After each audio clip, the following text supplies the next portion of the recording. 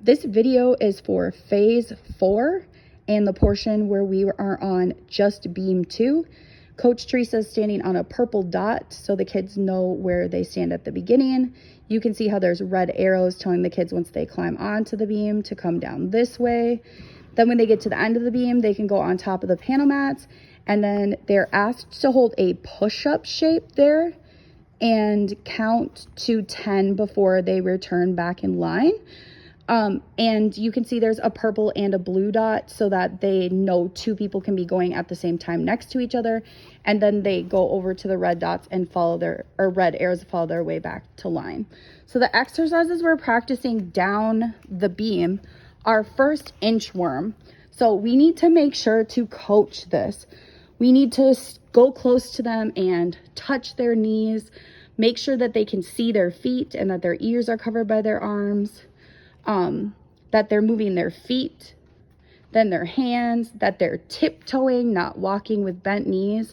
So there's a lot to coach about this that helps them on their balance, on their core strength, and at the top when they're close to a pike stand on their flexibility.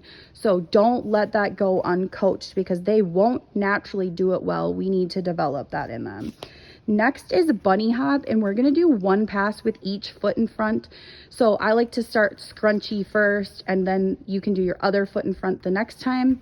Also try to get in the habit of calling it scrunchy foot and other foot, and try not to use the word bad as often as you can because we just don't want to coach with a negative word if we don't need to.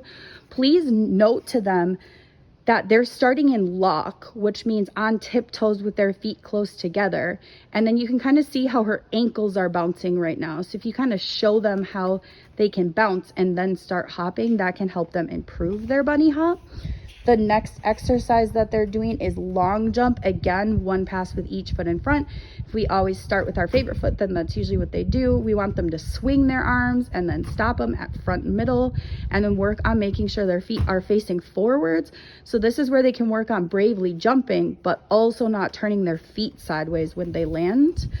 And then the last one they're practicing is a straight jump, and we want them to stop in 3 places.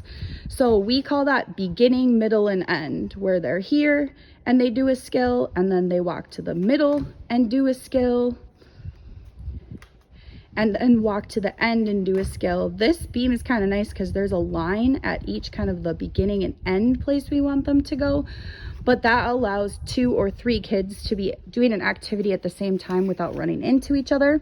When they're doing their straight jump, we want to point out toe to heel, hands on hips, coaching for pointed feet, trying to jump as high as they can, and again, not having their feet land facing sideways. And that is a bronze competition skill. So we do want to treat it like that and making sure we're asking for those details from them as early as they're able to do them.